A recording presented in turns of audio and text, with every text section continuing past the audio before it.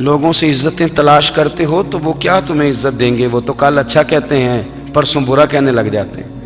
لوگوں کے سامنے گڈ بک میں آنا چاہو گے تو وہ تو سویرے تمہارے بارے میں کچھ کہیں گے، شام کچھ اور کہیں گے۔ اپنی روحانی زندگی آباد کریں، اپنے مسلح کو وقت دیں، اور دنیا سے چھپ کر اس موبائل کو بند کر کے اور اپنے آپ سے بھی چھپ کے اور تنہا ہو کے چھپا کے سارا کچھ اپنے آنسو اپنے رب کی بارگاہ میں پیش کریں، اس کے حضور حاضری دیں۔ سنو نا ترمذی کی حدیث، اور اسے یاد رکھنا، نبی پاک علیہ السلام نے فرمایا اپنے دکھ لوگوں کے سامنے نہ بیان کرنا، سیٹھوں نوابوں کو نہ بتاتے پھرنا، دنیا داروں کے سامنے جا کے نہ رونا کہ میں تکلیف میں ہوں۔ فرمایا اگر دنیا داروں کو دکھ بتاؤ گے رب تمہیں کبھی غنی نہیں کرے گا۔ اور لوگ ہیں کہ الٹا مذاق اڑائیں گے آپ کی، جس سے بڑی پکی یاری ہے نا، پکی، وہ تب تک پکی ہے جب تک آپ نے 50,000 مانگا نہیں، اور جس وقت آپ نے کہہ دیا کہ میں مجبور ہوں میری مدد کر، تو پھر ختم ہو گئی دوستی۔ لوگوں کی تعلقات آپ کے ساتھ تب تک ہیں جب تک آپ ان سے کوئی ضرورت وابستہ نہیں کرتے۔ کریم محبوب فرمانے لگے بندوں کے سامنے دکھ نہ بیان کرنا، اللہ تجھے کبھی غنی نہیں کرے گا۔ تو اپنے دکھ اپنے رب کو بتا، تو دعائیں مانگ، تو اس کی بارگاہ میں حاضر ہو، تو اس کے حضور عرض کر۔ فرمایا اپنے دکھ اپنے رب کو بتا، وہ جلدی کرے یا دیر سے کرے تجھے ساری دنیا سے بے نیاز کر دے گا، تجھے کسی کا محتاج نہیں رہنے دے گا۔ اپنے مسلح کو، اپنی دعاؤں، ایک بزرگ فرماتے ہیں میں نے دعا مانگنے کا طریقہ اپنی بیوی سے سیکھا، دعا مانگنے کا طریقہ اپنی، سیکھنے والے تو اپنے بچوں سے بھی سیکھ لیتے ہیں، سیکھنے والے تو ہر ایک سے سیکھتے ہیں۔ وہ کہتے ہیں میں نے دعا مانگنے کا سلیقہ اپنی بیوی سے سیکھا ہے۔ حضرت وہ کس طرح؟ فرمانے لگے میری بیوی نے نا مجھے کوئی کام بتایا، کچھ پیسوں کی ضرورت کے لیے کہا، تو میں نے اسے کہا کہ بھئی ابھی میرے پاس نہیں ہے، کچھ دنوں میں آتے ہیں تو میں دے دوں گا۔ عورتوں کی عادت ہوتی ہے وہ بار بار یاد کراتی ہیں، 2-4 دنوں کے بعد پھر اس نے کہا حضرت وہ میں نے کہا تھا کچھ پیسے، میں نے اسے کہا کہ ابھی میرے پاس نہیں ہے، کچھ دنوں میں ملتے ہیں تو میں تمہیں دے دوں گا۔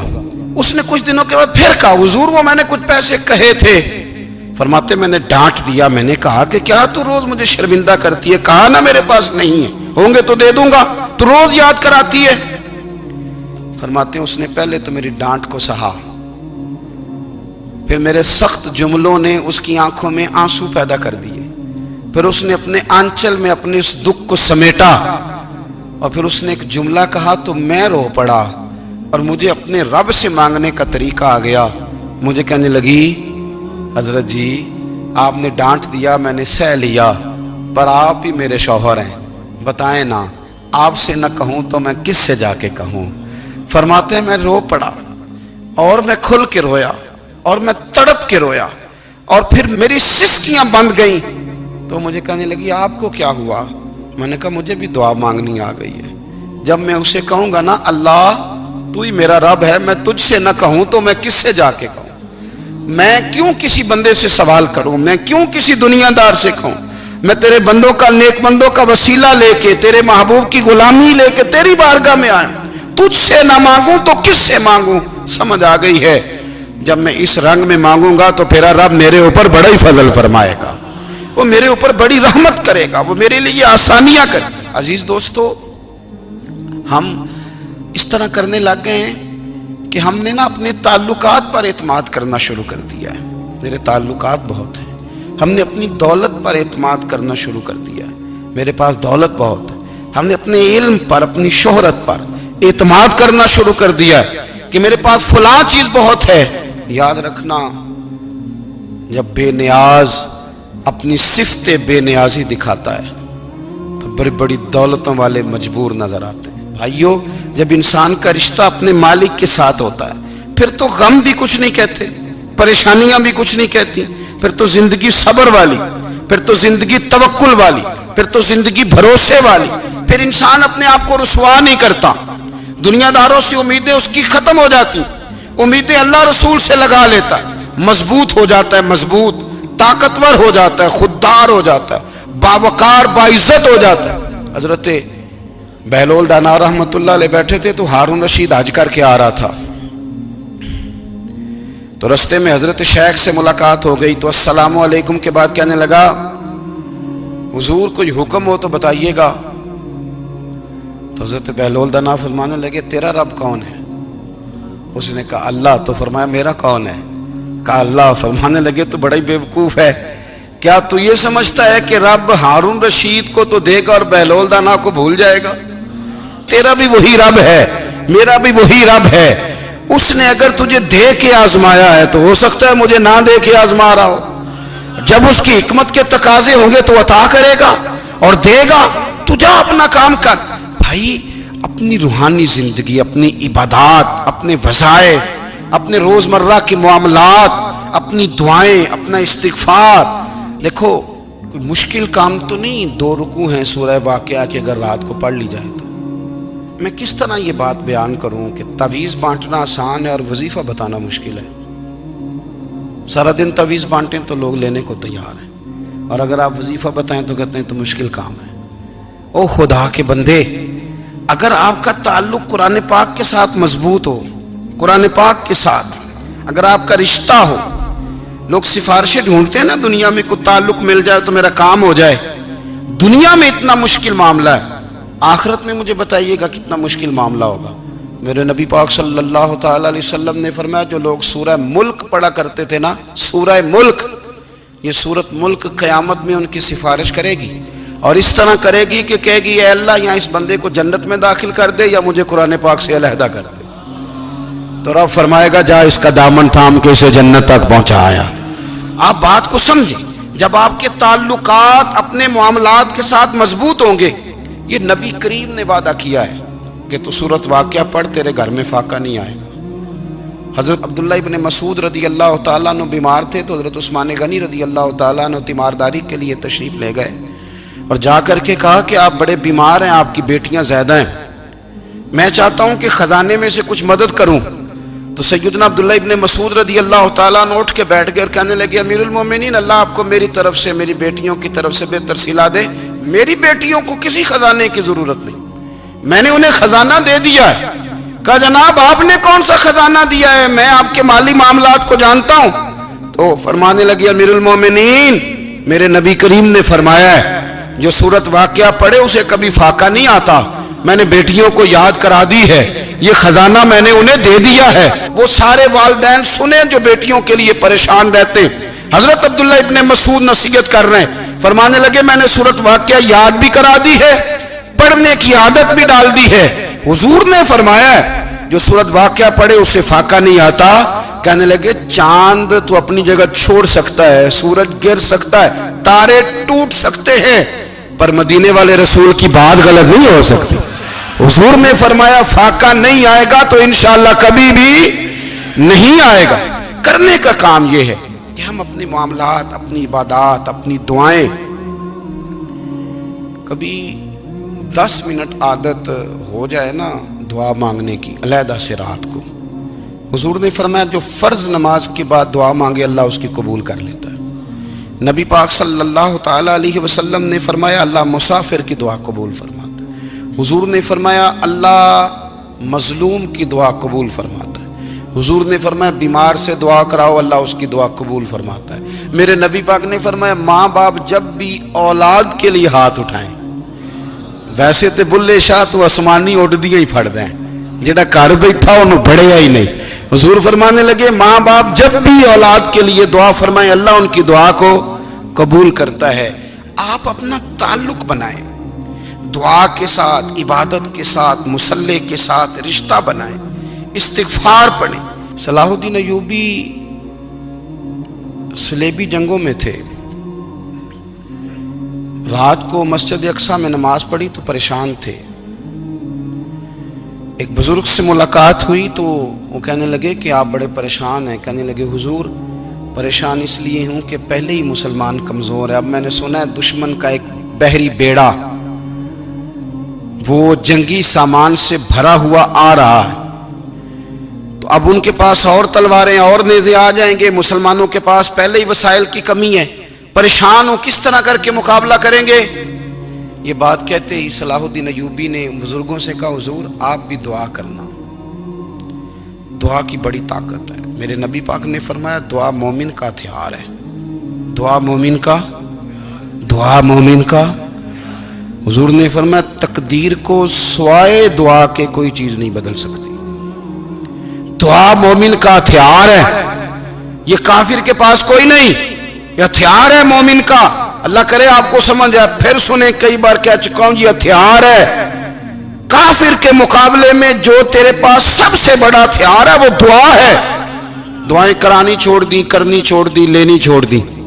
حضرت سیدنا انس بن مالک رضی اللہ تعالیٰ عنہ فرمایا کرتے تھے، میں نے وہ رنگ دیکھا ہے جب حضور دعا مانگتے تھے اور حضور کی مقدس آنکھوں میں آنسو بھی ساتھ ہی بہا کرتے تھے، میں نے وہ انداز دیکھا ہے۔ تو صلاح الدین ایوبی بزرگ سے کہنے لگے آپ بھی دعا کیجیے، اور خود رونے لگے اور سر سجدے میں رکھ کے رونے لگے، اور عشاء سے لے کر فجر تک روئے، خوب روئے۔ صبح وہ بزرگ آئے تو صلاح الدین ایوبی کا خوبصورت اور ہنستا ہوا چہرہ دیکھا، کہنے لگے آپ بڑے خوش ہیں، رات تو میں نے بڑے روتے ہوئے دیکھا تھا۔ تو کہنے لگے حضور وہ جو بحری بیڑا آ رہا تھا نا وہ پانی میں ڈوب گیا ہے، اب وہ نہیں آ رہا، ابھی خبر آئی ہے تو میں بڑا خوش ہوں۔ بزرگ کہنے لگے اٹھ سینے سے لگ اور سن ایک بات، وہ بحری بیڑا پانی میں نہیں ڈوبا، وہ تیرے آنسوؤں میں ڈوب گیا ہے۔ وہ جو تو رات رویا ہے نا رب کریم کی بارگاہ میں تو وہ ڈوب گیا ہے۔ حضرت عائشہ صدیقہ رضی اللہ تعالیٰ عنہ فرماتی ہیں ایک عورت تھی اور اسے نبی پاک صلی اللہ تعالیٰ علیہ وسلم نے نا وہ کلمہ پڑھ کے مسلمان ہوئی، مدینہ طیبہ آ گئی تو حضور نے مسجد نبوی شریف میں اس کے لیے مکان، ایک سادہ سا کمرہ ساتھ مسجد کے بنوا دیا، وہیں رہنے لگی۔ اکثر وہ سیدہ طیبہ کے پاس آتی تو حضرت عائشہ صدیقہ رضی اللہ تعالیٰ عنہ فرماتی ہیں وہ بڑی باتیں سناتی اور آخر میں کہتی وہ ہار والا دن بھی بڑا عجیب دن تھا اور میرے رب کی قدرتوں کا دن تھا، وہ بھی بڑا عجیب دن تھا۔ سیدہ عائشہ صدیقہ رضی اللہ تعالیٰ عنہ ایک دن فرمانے لگی کہ تو ہار والے دن کا بڑا ذکر کرتی ہے، وہ کیا دن تھا؟ تو خاتون کہنے لگی اماں جی وہ دن تھا جب میرے رب پر بھروسہ اور مضبوط ہو گیا، جس دن میرا اپنے رب پر توکل اور بڑھا، میرے ایمان میں یقین میں اور پختگی آئی۔ کہنے لگی میں ایک گھر کی کنیز تھی، نوکرانی تھی، اس گھر میں ایک بچی تھی جس کے پاس سونے چاندی ہیرے جواہرات کا ہار تھا۔ اس زمانے میں نا چمڑے کے اوپر لوگ ہیرے جواہرات لگاتے تھے، کئی دفعہ سرخ رنگ کے چمڑے پہ لگائے جاتے تھے، وہ بچی پہنتی تھی۔ تو کہتی ہیں وہ بچی کے اس نے اتار کے رکھا یا اس سے گرا وہ ہار تو چیل اسے اٹھا کے لے گئی گوشت سمجھ کے اور میرے سامنے اٹھا کے لے گئی۔ گھر والوں نے مجھ سے پوچھا، یہ بخاری میں موجود ہے، گھر والوں نے پوچھا مجھ سے کہ وہ ہار کہاں ہے تو میں نے کہا چیل اٹھا کے لے گئی۔ گھر میں کچھ چوری ہو جائے تو سب سے پہلا الزام کس پہ لگتا ہے؟ ملازمین پہ۔ کہتے انہوں نے مجھے بڑا مارا، بڑی تکلیف تھی، حتیٰ کہ میری شرمگاہ تک کی تلاشی لی، میری عزت اتنی خراب کی میں بتا نہیں سکتی۔ میں نے اپنی زندگی میں ایک واقعہ دیکھا، ایک امیر گھر میں چوری ہو گئی، ملازم کو اتنا مارا کہ وہ چارپائی پہ پڑ گیا، پولیس والوں سے اتنی مار پروائی گئی کہ وہ بیچارہ چارپائی پہ پڑ گیا، اور پھر وہ اتنا بیمار ہوا اور کچھ دنوں کے بعد پتہ چل گیا کہ چور تو اپنا بیٹا ہے ان کا، پھر اس کا انتقال ہو گیا۔ اب وہ سیٹھ صاحب اور گھر والے آ کے نا مرنے والے کے کان میں معافیاں مانگ رہے ہیں، کان میں۔ تو میں نے ان سے پھر کہا تھا کہ یہ تو اب چلا گیا ہے، تمہارا زور چلتا تھا نا تو تم نے قانون خریدا اور تم نے اسے جتنا ہو سکا تم نے اسے مار پڑوائی، تمہارے پاس جو عدالتیں تھیں تم نے وہاں کارروائی کی، اب ایک عدالت قیامت کے دن لگے گی۔ یہ کمزور تھا نا، کچھ کر نہیں سکا۔ میرے نبی پاک صلی اللہ علیہ وسلم نے فرمایا سن لو، اگر سینگ والی بکری نے بغیر سینگ والی بکری کو تکلیف دی ہوگی نا تو قیامت کے دن اسے بھی بدلہ دینا پڑے گا کہ تیرے پاس سینگ تھے اور تو نے اسے مارا تھا۔ وہ خاتون عرض کرتی ہے سیدہ عائشہ کی خدمت میں کہ مجھے بڑا مارا، مجھے تکلیف دی، میں کہہ رہی تھی کہ میرے سامنے چیل لے گئی ہے پر وہ نہیں مان رہے تھے، اماں جی انہوں نے مجھے بڑا مارا۔ حضرت عائشہ صدیقہ کہتی ہیں پھر کیا ہوا؟ کہنے لگی اماں جی جب کوئی میرا مددگار نہ رہا، مجھے تکلیف دے رہے تھے، رسوا کر رہے تھے، تو میں نے اپنے رب سے مدد چاہی، میرے رب کی طرف میں نے توجہ کی، میں نے کہا مالک اب تو ہی میرا مددگار ہے، कहती है वो मुझे मार रहे थे तो वो चील जो हार ले गई थी वही लेके वापस आ गई, और हमारे सरों के करीब ला के उसने जब उस हार को फेंका, वो मुझे छोड़ के साइड पे हुए, वो मेरी बेगुनाही जान गए। लेकिन आपको बताऊं, उस दिन से मेरा अपने रब पर यकीन और बढ़ गया। मुझे समझ आ गई कि जब इंसान पूरा टूट जाता है और जब कोई चारों जानिब उसका मददगार नहीं होता, तो रब तो होता है ना, अल्लाह तो उसका मददगार होता है ना, वो तो फिर अपने उस बंदे की मदद करता है ना, फिर वो तो तवानाई देता है ना, वो तन्हा नहीं छोड़ता, वो तो आंसुओं वालों के आंसुओं पे बड़ा करम फरमाता है, वो तो कसम पुरसी में आ जाता है, उसकी रहमत बढ़ के इस्तकबाल कर लेती। ओ मेरी मिल्लत के जवानों, मज़ा नहीं आ जाता जब सारी दुनिया सोई हो, सारी दुनिया, और बिस्तर भी गर्म हो और नींद भी पूरा गलबा कर रही हो, और अचानक घंटी बजे दिमाग में, आंख खुले, घड़ी पे नजर पड़े, 3:30-4 बजे का पैगाम घड़ी बताए, और कोई चढ़ती जवानी वाला उठ के वुजू करे, और जब वो मुसल्ला खोल के बिछाए तो मदीने वाले महबूब कहते हैं कि हर नमाज पे रब सवाब देता है, और जो उठ के तहज्जुद की नमाज पढ़े उसे देख के तो रब मुस्कुराता है, जो उसकी शान के लायक है, जो उसकी शान के लायक, वो मुस्कुराता है, खुश होता है कि मेरा बंदा तहज्जुद में उठ गया, वो मुस्कुराता है। काश हमारी सुबहें कभी अपने मालिक के नाम हो जाएं, काश के सुबह। हजरत अबुल हसन रहमतुल्लाह ताला अलैह हजरत माज इब्ने जबल रदी अल्लाह ताला अन्हु के पास बैठा करते थे। फरमाते हैं उनसे जो प्यार बढ़ा तो फिर मेरा मुसल्ले से भी बढ़ गया। ताबीएं फरमाते हैं सहाबी रसूल से मोहब्बत हुई तो जिक्र से भी हो गई, फिर दुरूद शरीफ से भी हो गई, मोहब्बत उनसे बढ़ी तो फिर अल्लाह ने मस्जिद का प्यार भी बढ़ा दिया। आप फरमाते हैं कि मेरी हर वक्त तबीयत चाहती थी कि बस अल्लाह अल्लाह करूं, बस अल्लाह अल्लाह करूं, बस ना मैं ज़रा थोड़ी जान छुड़ाऊं लोगों से, कुछ 10 मिनट मिले तो मैं कुछ 4 नफल पढ़ लूं, मैं थोड़ा सा ना बचूं लोगों से, और मुझे तस्बीह मिले तो मैं ना कुछ 400-500 दफा इस्तिगफार पढ़ूं, सुभान अल्लाह, अल्हम्दुलिल्लाह, अल्लाहु अकबर, ला हौला वला कुव्वता इल्ला बिल्लाह, मैं ना तस्बीहात पढ़ूं। फरमाते हैं कि बच्चे थे घर में 6-7, गुर्बत थी, काम मिलता कोई नहीं था, और मैं काम चोर नहीं था, काम ढूंढता था, पर अल्लाह की कुदरत के काम नहीं मिलता था। फरमाते हैं कि मैंने एक दिन अपनी अहलिया से कहा कि आज मैं फिर जाता हूँ काम ढूंढने, तो मेरी बीवी बड़ी फर्मा बरदार थी, पर उस दिन ना गुर्बत के हाथों तंग आके कहने लगी, आज नाना कोई तू चीज़ लेके आया, तो मुझसे बच्चों की भूख नहीं देखी जाती है, सब रोगां दा रोग मुहम्मद जिसदा नाम गरीबी, कंड बुला के लंघ जाते नहीं दोस्त यार करीबी, आज ना कुछ लेके आया तो मैं बच्चे लेके मेके चली जाऊंगी। शेख फरमाते हैं कि मैं बड़ा परेशान घर से निकला, पर मैंने सुबह से लेके जोर तक काम ढूंढा, काम मिला कोई नहीं, तो मेरे दिल में ख्याल आया चलो काम नहीं मिलता तो अल्लाह अल्लाह तो करे ना, चलो बंदों की मजदूरी नहीं मिलती तो रब करीम की इबादत ही करते हैं। फरमाते हैं कि मैंने ना फुरात के पानी से वुजू किया, नहर के, शदीद धूप थी, साथ रेत थी और रेत तप रही थी, मैंने अपना रुमाल वहीं मुसल्ला के तौर पर बिछा लिया, और फरमाते हैं कि जोर से लेकर असर तक नमाज पढ़ी, धूप भी पूरे जोर पे, पर मेरे सजदे का ज़ौक़ भी पूरे जोर पे। फरमाते हैं सूरज भी चमक रहा है और रब की इबादत का ज़ौक़ भी पूरे जोर पे, मैं सजदा करूं तो फिर मेरा उठाने को जी ना चाहे। मेरे उस्ताद लिखा करते थे, ये उनका शेर है, वो कहा करते थे मुझे सोज दे, मुझे साज दे, और मुझे नीम शब का न्याज दे, दमे सजदा खुद को मैं तोड़ दूं, मुझे ऐसा ज़ौक़ नमाज दे। और मैं तेरी बहार का फूल हूं, मैं खिला भी हूं तो तेरे लिए, मुझे मेरी शाख से तोड़ ले, मुझे अपनी जुल्फ का नाज दे। भाई फरमाते हैं कि असर तक मैंने नफल पढ़े, दिल ढलने लगा, असर की नमाज पढ़ी और मैं वहां से चला। अब मैं जब निकलने लगा तो दिल में ख्याल आया कि छोटी छोटी दीवारें हैं घर की, बगैर कुछ लिए जाऊंगा तो बीवी दूर से देखेगी तो शोर करेगी कि फिर खाली हाथ आ गया है। कहते मैंने अपने उसी रुमाल में जिस पे मैंने नमाज पढ़ी थी ना, रुमाल में की आखी दे पंजाबी च साफा कहते हैं, उसी में ना मैंने कुछ रेत भर ली कि वो दूर से देखेगी तो समझेगी कुछ लेके आया है, चलो जाके उसे बता दूंगा कि आज फिर मजदूरी नहीं मिली।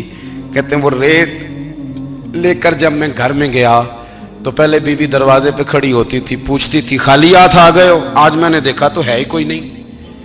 फरमाते हैं मैं अंदर दाखिल हुआ, सलाम लिए, कोने में मैंने वो रुमाल रख दिया और मैंने आवाज दी कि भली मानस कहाँ हो? तो वो कहने लगी आप मुंह हाथ धो ले, मैं रोटी लेके आई। मैंने कहा रोटी कहां से आ गई? यहां तो कई दिनों के फाके, तो कई दिनों की गुर्बत है, यहां तो इस घर में तो फकीरी है। फरमाते हैं कि वो रोटी लेके आई और उस वक़्त की जो मौजूदा नेमतें थी, समझ ले सलाद अचार हर चीज साथ लाई। मैंने कहा कि बच्चे कहाँ गए? कहने लगी वो खाना खा के खेलने गए, आप खाना खा लें आ जाते। खाना उसने चुन दिया। मैंने हैरत अंगेज लहजे में सारी नेमतें अपने दस्तरखान पे देख करके बीवी से पूछा ये कहां से आया खाना? बच्चों को तूने कहां से खाना खिलाया? ये सारा कुछ कैसा है? तो कहने लगी पता नहीं आज आप किस करीम की मजदूरी करने चले गए थे, पता नहीं किस करीम की, मेरे घर में तो इतनी नेमतें आई हैं कि मुझसे संभाली नहीं जा रही, इतना अनाज है, इतना गंदुम है, किस करीम के दरवाजे आज चले गए थे? ये कहते कहते वो उठी और उठ करके कहने लगी पहले बड़ा कुछ आया था, अब क्या ले आए हो? और जा करके ना उसने वो रेत वाला रुमाल खोला। कहने लगे मैं तो लेके आया था रेत, तो मेरे रब ने उसे भी सोने और हीरे बना दिया था। जब आपकी तवज्जो अल्लाह की जानी, मेरे नबी पाक सल्लल्लाहु ताला अलैहि वसल्लम ने फरमाया हर चीज अपने रब से मांग, हर चीज मांग, हर चीज मांग। या रसूलल्लाह क्या कुछ? मेरे महबूब ने फरमाया तेरे घर में नमक भी खत्म हो जाए तो वो भी अपने रब से मांगा कर। तू मांगना, वो तुझे देगा, तो उसकी बारगाह में कशकोले तलब दराज तो करना। और तिरमिजी शरीफ में अजीब लफ्ज है, रसूल कायनात ने फरमाया, रब करीम फरमाता है जब मेरा बंदा हाथ उठाता है ना तो मुझे हया आती है कि मैं खाली कैसे लौटा दूं इसके।